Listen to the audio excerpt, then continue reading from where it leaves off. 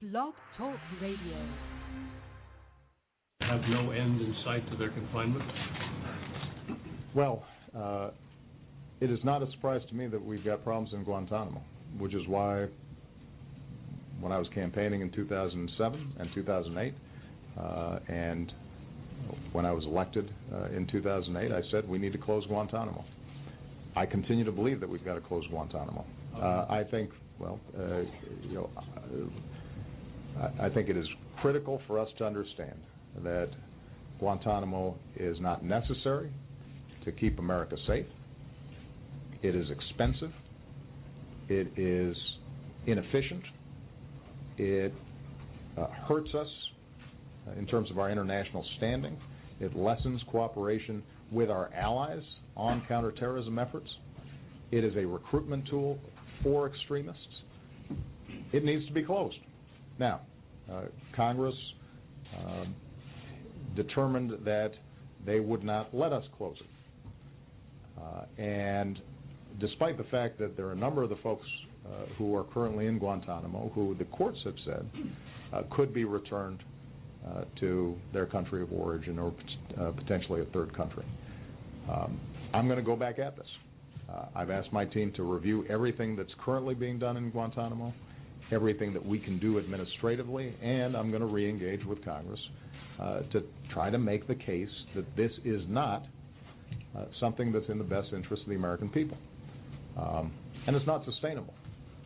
I mean, the notion that we're going to continue to keep over 100 individuals in a no man's land in perpetuity, even at a time when we've wound down the war in Iraq, we're winding down the war in Afghanistan, we're having success defeating al-Qaeda core, we've kept the pressure up on all these transnational terrorist networks, when we've transferred detention authority in Afghanistan, the idea that we would still maintain forever a group of individuals who have not been tried, that is contrary to who we are, it is contrary to our interests, and it needs to stop. Now, it's a hard case to make because, I think for a lot of Americans the notion is out of sight, out of mind.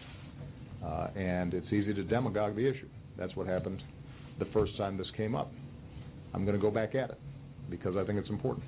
We want to continue to force feed these folks. Well, I don't want these individuals to die.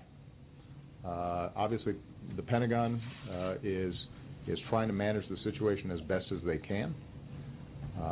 But I think all of us should reflect on why exactly are we doing this? Why are we doing this? I mean, we've got a whole bunch of individuals who have been tried who are currently in maximum security prisons around the country. Nothing's happened to them. Justice has been served. It's been done in a way that's consistent with our Constitution, consistent with due process, consistent with rule of law, consistent with our traditions. The individual who attempted to bomb Times Square, in prison, serving a life sentence. Individual who tried to bomb a plane in Detroit, in prison, serving a life sentence. Somali, who was part of al-Shabaab, who we captured, in prison. So we can handle this. And I understand that in the immediate aftermath of 9/11, with the traumas that had taken place, why, for a lot of Americans, the notion was somehow that we had to create a special facility like Guantanamo and we couldn't handle this in a normal, conventional fashion. I understand that reaction. But we're now over a decade out. We should be wiser. We should have more experience in how we prosecute terrorists. And this is a lingering problem that is not going to get better. It's going to get worse. It's going to fester. And so I'm going to, as I said before, examine every option that we have administratively to try to deal with this issue. But ultimately, we're also going to need some help from Congress, and I'm going to ask some some folks over there who care about fighting terrorism, but also care about who. President Obama is speaking about the crisis at the U.S. military base on Cuban soil, Guantanamo.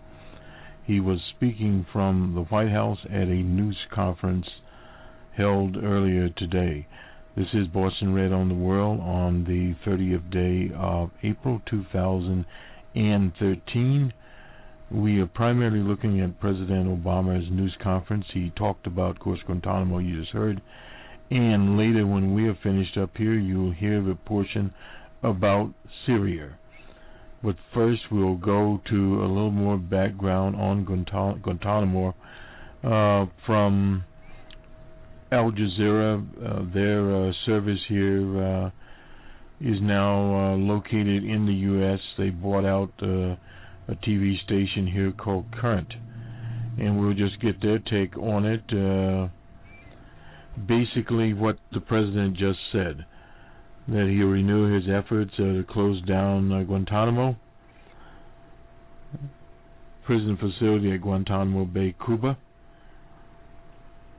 and extra medical staff, of course, are there. There's a huge hunger strike going on there at this point in time. And they have not been able to solve the problem. They'll have to force feed some people, but the president's not surprised. Where basically 100 plus, I've heard figures at 130. There are 166 inmates, prisoners there at Guantanamo. Now, the only reason Guantanamo exists there in the first place is it was a reaction to 9/11. It's a political deal, and the Republicans in the U.S. Congress, which is a right of center party very far to the right, have made it their battle cry, along with some conservative members of President Obama's party. And this points back to the American foreign policy, and we've talked about it before. It is basically a 1940s foreign policy. It has not changed. You still have relics like NATO. We saw that in the uprising in Libya by the counter-revolutionaries there.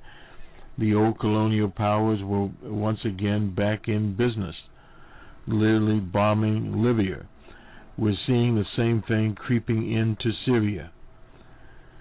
The idea of displacing the regime of Bashar al-Assad is in itself foreign to international law. He is the president of Syria. Syria is a sovereign country. But what you have there is this so-called opposition. And we have to look at it in terms of how much of it is actually legitimate, or the American phrase homegrown, and how much of this is actually contrived. There's no doubt most of it is contrived. Weapons are being ferried there from various sources. There are various reactionary governments in the area, in the Emirates, etc., Saudi Arabia, that are supplying money and weapons. Various intelligence services there, the British, the French, etc., and of course the CIA types are providing logistics, various other types of information, and no doubt advanced weaponry. So we are once again stuck with this issue of chemical weapons. But back to Guantanamo Bay. The situation there is that these individuals are there. 5 are in the hospital. This has been going on for 12 weeks. 12 weeks effectively is 3 months. And some inmates, as they talked about here, and the president talked about in his news conference, have been force-fed. In other words, they have to force-feed a person to literally keep them alive. That doesn't mean some people will not die.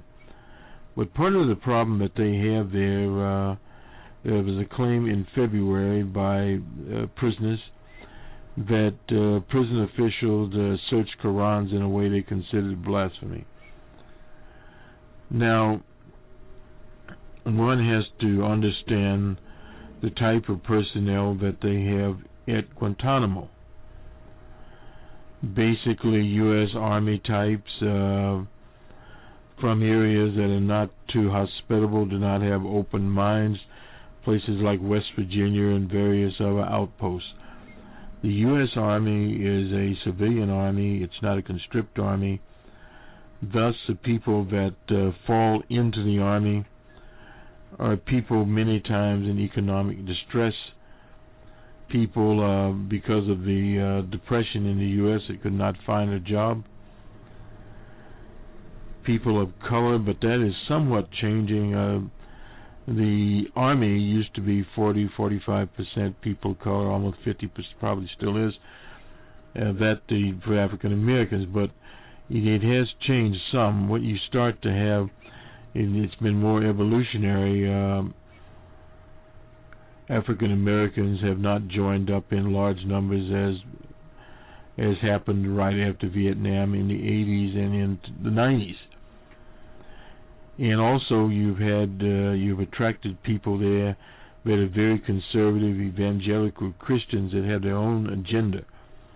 And I suspect some of these characters have ended up at Guantanamo. So in other words, it's the worst of the worst. And when you get people from the types of backgrounds that they come from, very conservative backgrounds, very closed system, know very little about the rest of the world, you will immediately have this kind of catastrophe, and it has been a catastrophe for a very, very long time. So there's roughly 90 inmates that could be transferred out today. Now, the U.S. has many secure prisons, they call them super prisons, that could accommodate these people and keep anyone. There is absolutely no opportunity for a person to escape. These things are super secure. They plant a person in the ground, and they don't come up from there or see the light of day unless officials there let them see the light of day. Guantanamo is a part of Cuba, Guantanamo Bay, and they have been there, and they, of course, have to get water and everything from Cuba. But it's one of those reflections from yesteryear that we have and will continue to have until the policy changes. We'll go to Syria, which is a very serious situation given the history of the U.S. and something called W&D, weapons of mass destruction. Now, the problem here is that various intelligence agencies, the UK, the Israeli, and various other ones have said that chemical weapons were used. In today's news conference, the president talked about this, but the problem is who used the weapons. Now, this is a very, very tricky situation because the counter-revolutionary rebel groups have overrun some military reservations within Syria. And a great possibility that some of these reservations had some chemical weapons there, although they have moved them to some mass depositories. It's sort of like in the former USSR and in various other places, even in the U.S. Chemical weapons were at various reservations and had to be cleaned up. Many of the drums were leaking. That has been rectified basically as far as we know in the U.S. But again, you can understand that vast amounts of these, what's called the poor man's poor man's weapon, would be in various places and could be obtained. And now also, the situation there is if the rebels, as the case was with the rats in Libya, were able to obtain these so-called chemical weapons from other sources. Now, I don't want to sound like a conspiracy theorist because you can never prove these things. But these weapons can move across borders and do move across borders, and nothing would prevent one of these groupings, allied with one of the security agents or whatever, to set off one of these, because now they've come up with, at first they claimed the Assad regime was using the chemical weapons without discretion. That was basic line. Now they're saying, well, it was just a small test case. Well, that doesn't make sense, period. But if the rebels were using this and used it, there would be very little way of distinguishing who did or who did not. Now, the Syrian ambassador said they used the chemical material during the attack on the city of Idlib. So, thus, by using this, it could be a quote-unquote game changer. But we had bombings there today and 70,000 people killed. Now, if you start to look at even what's reported by BBC, Al Jazeera, etc., you'll immediately understand the amount of people who have been killed. The rebel groupings there have been using bombs, many of them very sophisticated bombs, and many civilians have literally lost their lives. There's no doubt about that. So to blame this on the regime is silly. And in many of those towns, these rebels have literally used civilians as shields, got into civilian areas, etc. So in other words, it's a civil war that the Syrian people need to solve on the grounds in Syria. Now, if the U.S. And other people go into Syria, there's obviously a prolonged situation that can be, what only can be described as overflow into Lebanon, possibly into Israel itself, and beyond, there into Iraq and any country that borders that. It makes the Mideast even more unstable than it is today. There's obviously no doubt about that. So this whole saber rattling, the president talked about a senator named Graham that is wrong. But understand in the U.S., the right wing has always used foreign policy just as they did in the 60s under Nixon, used a race as a primary gathering around point for their particular follies. And the Republican Party, being a right-of-center party, is deeply entrenched in this. And the other party, the Democratic Party, made their reputation off of the Cold War from Harry Truman on. So in other words, they were Cold Warriors. The Republicans tried to outdo them. They have been hot warriors. But here's the underlying problem in America. It is called the deficit.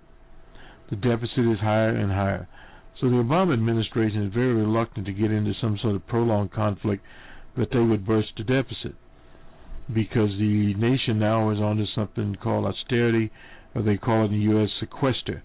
And the problem there is, if you diminish what little savings that they have been able to obtain or hope to obtain over a 10-year cycle, that is the end of that. In other words, something they have to give here. And the country, as the EU, is still on eggshells, as we'd say in the U.S. here. The UK barely, in a statistical quirk there, what's called a triple dip recession, in other words, 3 times. So it's a situation here is very tenuous at best, a demand problem in the economy, and they're still conducting business as usual, which in itself is very unfortunate. But that is what it is here. In other news, as we move on out of here, the former president of Pakistan, Bashar, has been banned from life for Pervez Musharraf from participating in politics. The former dictator Musharraf has ordered senior judges and their families be put on the house arrest, and twice advocated the Constitution. This is the Chief Justice Muhammad Khan speaking when reading the order. So thus, Musharraf was out of the country in London, and now he has returned, and I would not doubt he will be leaving again.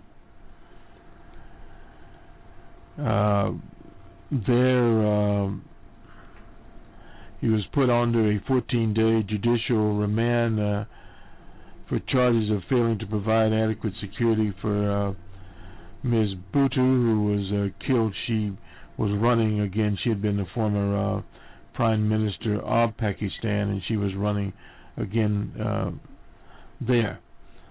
He came to, this is Musharraf, to power in a coup. He was a general, and this is a very touchy situation in Pakistan. Nawaz Sharif was the former Prime Minister at the time. So thus you have a situation, and of course you have Mrs. Bhutto's husband, 10%, who is in charge right now.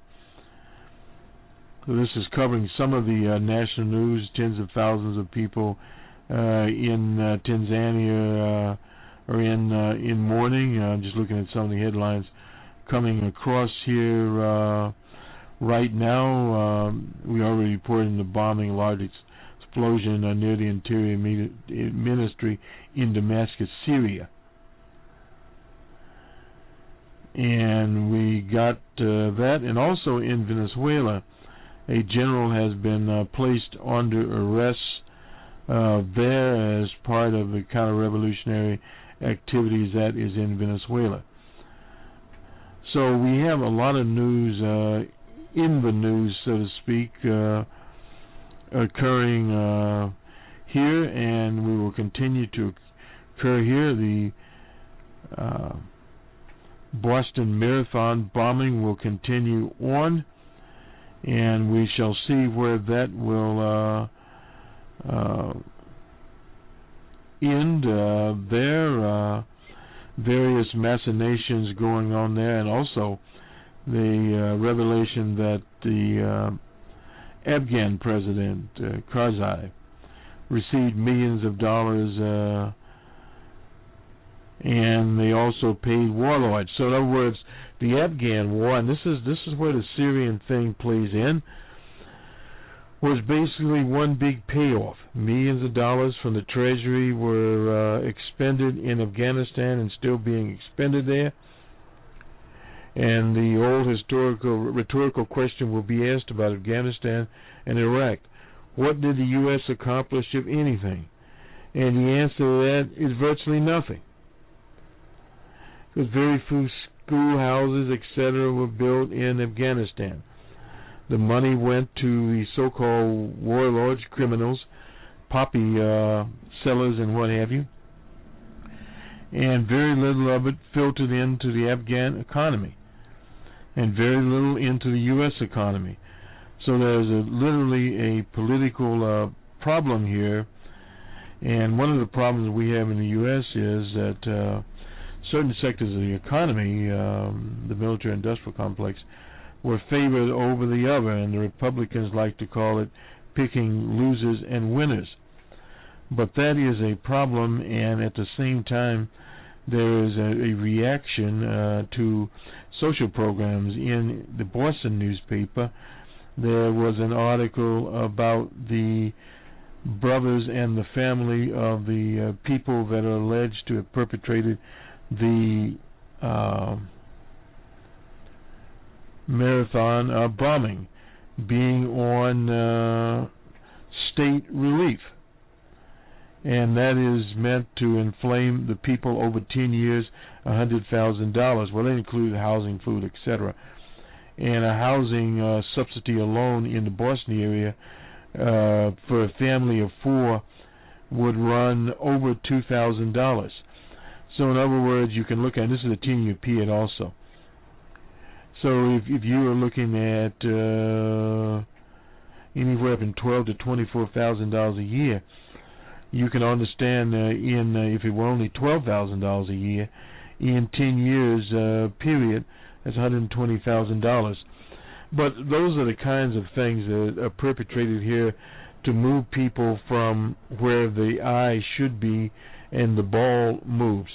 This is Boston Red for Boston Red on the World, and we'll move on here with in an edited portion of the rest of President Obama's news conference today at the White House. Good day. Tenure as president of the White House Correspondents Association. Ed, the first question. Congratulations. Thank you, sir. I really appreciate that, and I hope we can go back to business and getting mad at each other in a little bit. I'm not mad at you. Okay, thank you. You may be mad at me. I'm not. A couple of questions on national security. On Syria, you said that the red line was not just about chemical weapons being used, but being spread, and it was a game changer. It seemed cut and dry, and now your administration seems to be suggesting that line is not clear. Do you risk U.S. credibility if you don't take military action? And then on Benghazi, there are some survivors of that terror attack who say they want to come forward and testify. Some in your State Department, and they say they've been blocked. Will you allow them to testify? Well, first of all, on Syria, I think it's important to understand that for several years now, what we've been seeing is a slowly unfolding disaster for the Syrian people. And this is not a situation in which we've been simply bystanders to what's been happening. My policy from the beginning has been that President Assad had lost credibility, that he attacked his own people, has killed his own people, unleashed a military against innocent civilians, and that the only way to bring stability and peace to Syria is going to be for Assad to step down and to move forward on a political transition. In pursuit of that strategy, we've organized the international community. We are the largest humanitarian donor. We have worked to strengthen the opposition. We have provided non-lethal assistance to the opposition. We have applied sanctions on Syria. So there are a whole host of steps that we've been taking precisely because, even separate from the chemical weapons issue, what's happening in Syria is a blemish on the international community generally, and we've got to make sure that we're doing everything we can to protect the Syrian people.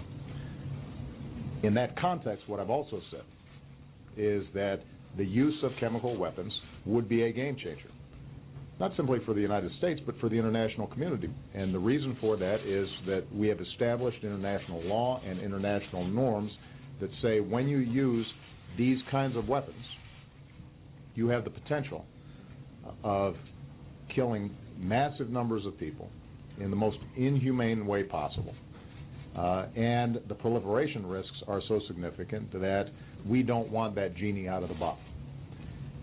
So when I said that the use of chemical weapons would be a game changer, that wasn't a position unique to the United States, and it shouldn't have been a surprise.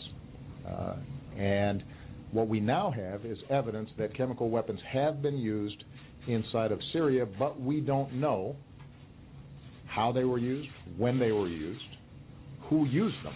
We don't have a chain of custody that establishes what exactly happened. And when I am making decisions about America's national security and the potential for taking additional action in response to chemical weapon use, I've got to make sure I've got the facts. That's what the American people would expect. And if we end up rushing to judgment without hard, effective evidence, then we can find ourselves in a position where we can't mobilize the international community to support what we do. There may be objections even among some people in the region who are sympathetic with the opposition if we take action. So it's important for us to do this in a prudent way.